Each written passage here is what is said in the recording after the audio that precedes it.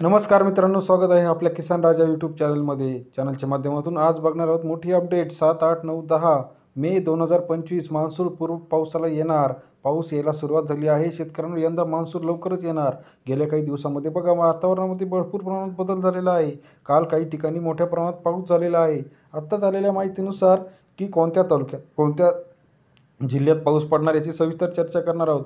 काल आपण बघितलं की महाराष्ट्रात वातावरणामध्ये मोठा बदल होत आहे. अचानक गार हवा येत आहे, कधी कधी पावसाचं वातावरण होते आणि काल रात्री पाऊससुद्धा झालेला आहे. तर शेतकऱ्यांनी सावधानता घ्यायची आहे की येत्या काही दिवसामध्ये बघा, वातावरण बदलल्यामुळं मोठ्या प्रमाणात पाऊस येण्याची शक्यता आहे. मग कुठे पाऊस पडणार आहे, सविस्तर चर्चा. राज्यात बघा, आता जर बघितलं आपण तर अशा प्रकारचं वातावरण काही तालुक्यात, काही जिल्ह्यात झालेलं आहे. खराब वातावरणामुळे शेतकऱ्यांना नुकसान होऊ नये म्हणून शेतकऱ्यांनी काळजी घ्यायची आहे. आपल्याला जर बघितलं, मध्य महाराष्ट्र, मराठवाडा, विदर्भ सर्व ठिकाणी हवेमध्ये मोठा बदल आहे. आज सकाळपासून वातावरण गार हवा, कधी गरम हवा अशा पद्धतीचं आहे. तर असं का होत आहे, तर मान्सून पूर्वीची ही वारे वाहण्याची शक्यता आहे.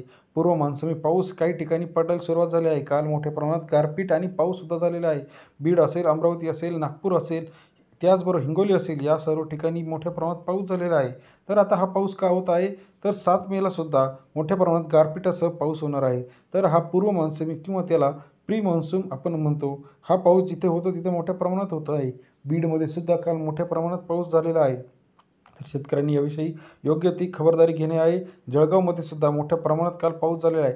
तर हा पाऊस होण्याचे मुख्यतः कारण जे आहे, वातावरणातील टेम्परेचर कमी जास्त होत आहे आणि दुसरं वारे जे आहे, पश्चिम महाराष्ट्र, पश्चिम बंगालवरून वारे वाहत आहेत.